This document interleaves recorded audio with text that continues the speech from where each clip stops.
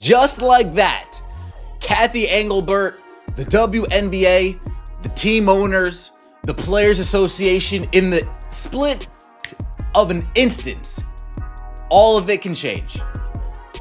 In a split instance, all of it can change. If this injury does anything, it should be a wake-up call to the WNBA. The unthinkable has happened. Caitlin Clark, the face of the WNBA's future, the rookie sensation who brought millions of new fans to women's basketball, has just suffered a brutal injury on the court. But this wasn't just an accident. This was a product of unchecked aggression, reckless officiating, and an ugly culture of bullying that has been festering under the surface. Today, we break down exactly what happened, how the WNBA has failed to protect its brightest star, and what this means for the future of the league. From the moment Caitlin Clark stepped into the WNBA, she had a target on her back. The rookie phenom, fresh off a historic college career, wasn't just the #1 draft pick. She was the savior of a struggling league. But instead of being celebrated, she's been hunted. Game after game, Clark has been on the receiving end of punishing fouls. Elbows to the ribs, shoves to the floor, cheap shots after the whistle. The message from some veterans and rivals is crystal clear. You don't belong here unless you suffer first. And suffer she has, but nothing compared to what happened this week. A brutal foul that left Caitlin Clark writhing on the hardwood. It came in the second quarter of what should have been a routine matchup.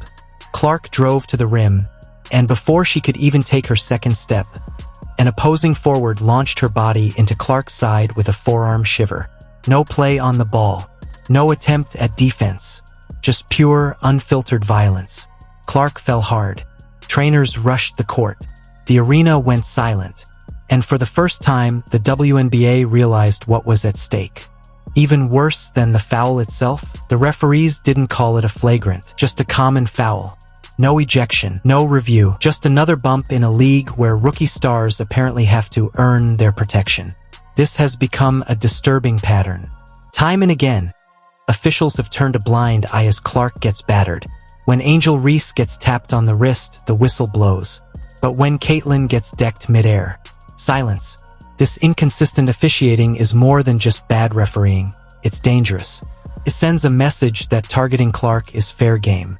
And now, the consequences are clear. The panic is real. League executives are scrambling. TV networks are furious.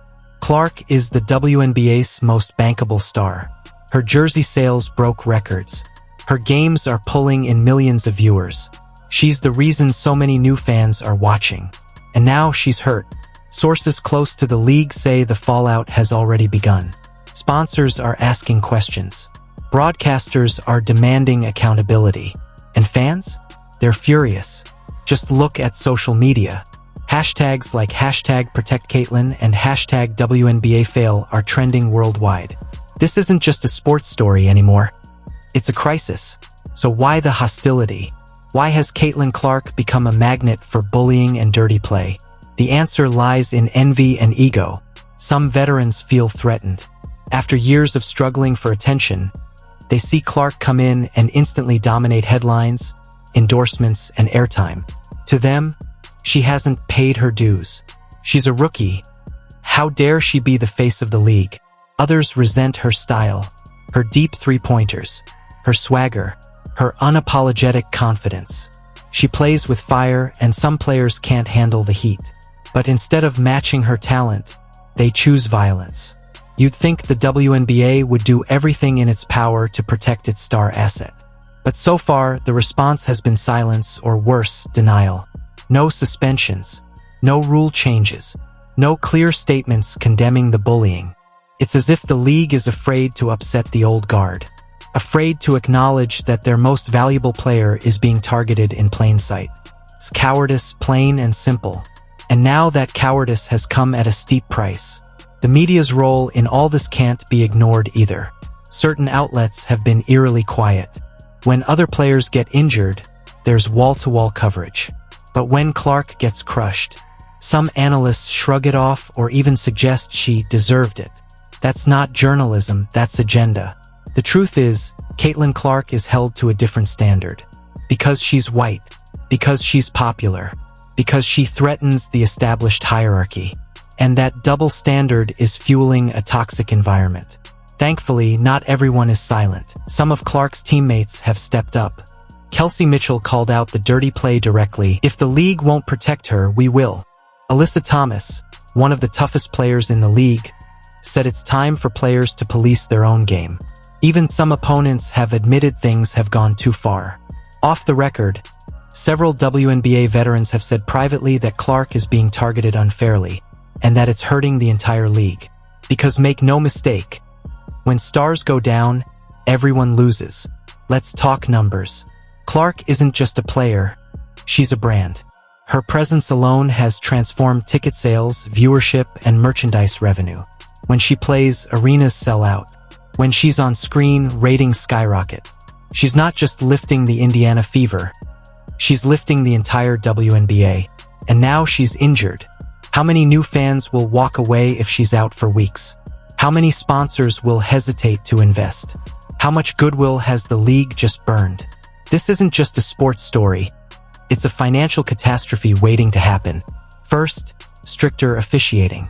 The referees must be instructed to protect players, especially from non-basketball plays. Any deliberate contact away from the ball, flagrant. Any retaliatory action, suspension. Second, league accountability. The WNBA needs to publicly condemn the targeting of Clark and any player for that matter. Silence is complicity. Third, a cultural reset. The initiation by pain culture has to end. This isn't prison. This is professional basketball. And stars deserve to shine without fear of assault. As for Caitlin Clark herself, in true fashion, she's downplayed the injury. "It's part of the game," she said. "I'll bounce back." That's who she is. Tough, focused, relentless. But it shouldn't have come to this. She shouldn't need to bounce back from something that never should have happened. And fans know it. Her resilience is admirable, but her pain was preventable. Across the country, fans are rallying. Social media is ablaze. From Iowa to Indiana, people are demanding justice, not just for Clark, but for the integrity of the sport. Some are even calling for boycotts. "If the league won't protect its stars, we won't watch," one viral tweet read. The message is loud and clear. If the WNBA doesn't step up, it might lose everything Caitlin Clark helped build. This is a crossroads moment for the WNBA. Caitlin Clark came in and gave this league a shot of adrenaline. But instead of celebrating her, some chose to tear her down. Instead of protecting her, officials looked the other way. Now she's hurt, and the panic has finally set in. The question is, will the WNBA learn from this? Or will it keep allowing bullies and blind referees to dictate the future of the game? Because if the league loses Clark or any young star, there may not be a second chance. If you believe in fairness, in protecting talent, and in growing the game the right way, share this video. Let the WNBA know enough is enough. If you enjoyed this video, don't forget to like, subscribe, and hit that notification bell for more WNBA updates.